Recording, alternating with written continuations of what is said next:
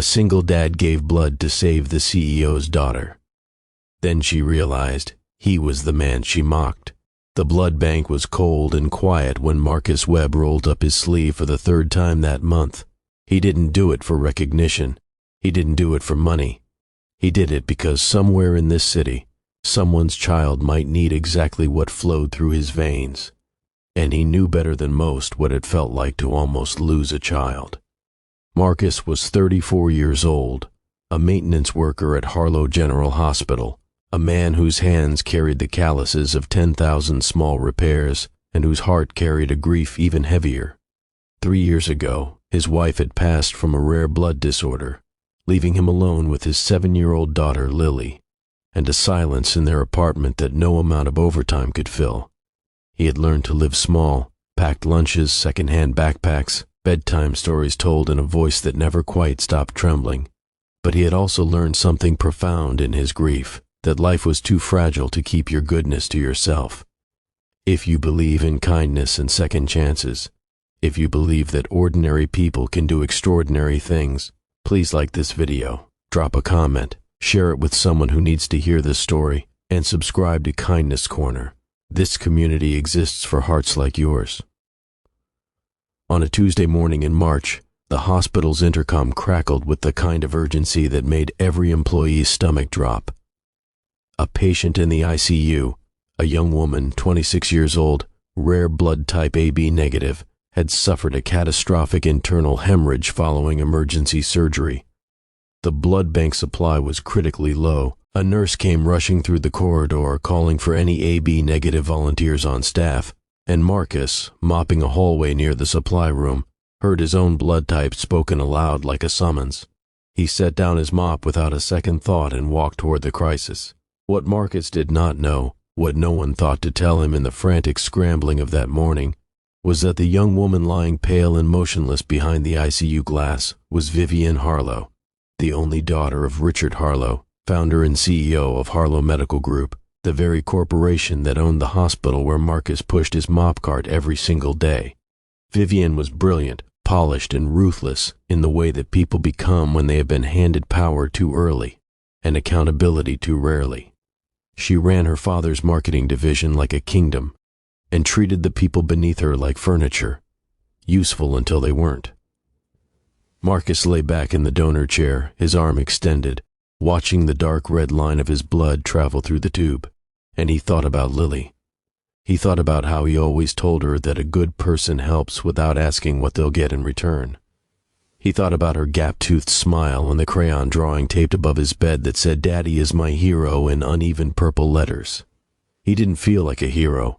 He just felt like a father who understood loss, doing the only thing that made sense. 3 floors above him, Vivian Harlow's heart kept beating. She spent 2 weeks in recovery before she was well enough to sit up, to speak, to begin the slow inventory of what had nearly been taken from her. The doctors told her father that the transfusion had been the critical turning point, that the right blood, given in the right window of time, had pulled her back from the edge. Richard Harlow wept in the hallway outside her room, his CEO composure dissolving completely, and he asked the nursing staff who had donated. He wanted to know the name of the person who had saved his daughter's life. The name they gave him was Marcus Webb. When Vivian first heard it, the name meant nothing to her.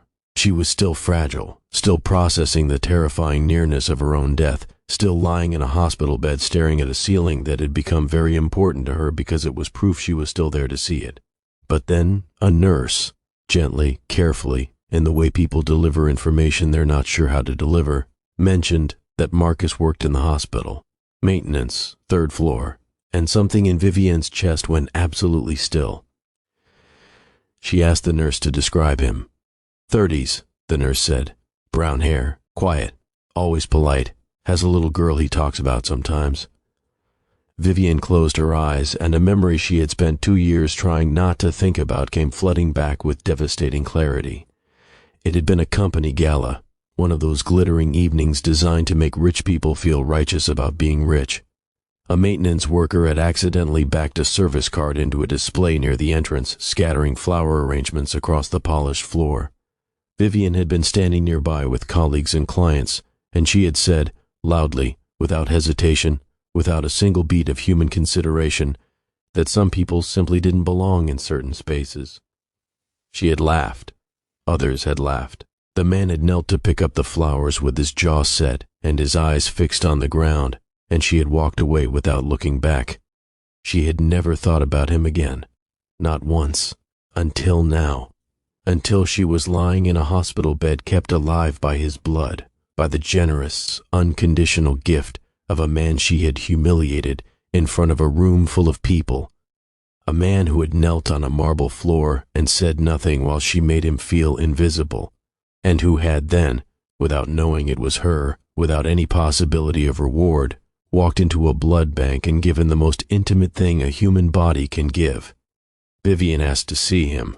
Her father arranged it quietly, and Marcus came to her room on a Thursday afternoon, still wearing his work uniform, his cap in his hands, clearly unsure why the CEO's daughter wanted to speak with him. He was polite the way people are when they're accustomed to being dismissed, carefully neutral, taking up as little space as possible. And the moment Vivian saw his face, she knew with absolute certainty it was him, the same set jaw, the same quiet dignity. She cried before she could stop herself, not delicate, composed tears, but the broken, gasping kind that come when guilt and gratitude collide into something too large for the body to contain. She told him she remembered. She told him everything she had said that night, every careless word, and she watched his expression move through surprise and then through something much more complicated. She told him she was sorry, not in the clipped, professional way she had apologized to clients and board members, but in the raw, stripped-down way of someone who finally understands the weight of the harm they've caused. Marcus was quiet for a long moment. Then he told her about Lily. He told her that his daughter had asked him once why he donated blood so often, and he had told her it was because kindness was the only currency that never lost its value. He told Vivian that he forgave her, not because what she had done hadn't mattered, but because carrying unforgiveness was a weight he simply refused to give space to in a life already full of things worth carrying. Richard Harlow, standing in the doorway, wiped his eyes and said nothing. In the weeks that followed, Vivian quietly established a scholarship fund in honor of hospital support staff, the people who work in the margins of healing, the ones whose names no one thinks to learn. She named it after Lily Webb. Marcus didn't ask for it and tried to decline it twice, but Vivian told him it wasn't for him. It was for every child who deserved to know their parents' quiet goodness was seen. Marcus went back to work on the third floor.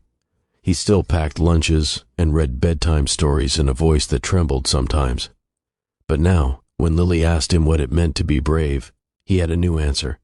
He told her that bravery wasn't about being fearless. It was about being kind even when no one is watching, especially then, because you never know whose life your kindness is already saving.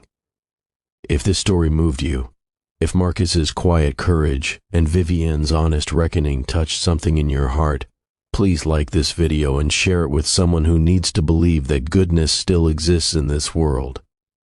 Your support keeps these stories alive. Special comment request. Drop the words "still giving" in the comments if you believe in people like Marcus, the quiet ones, the unseen ones, who give without keeping score. Some people save lives in operating rooms. Others save them in the ordinary, unwitnessed moments of choosing to be good anyway. Marcus Webb was the second kind, and that, in the end, is the rarest kind of all.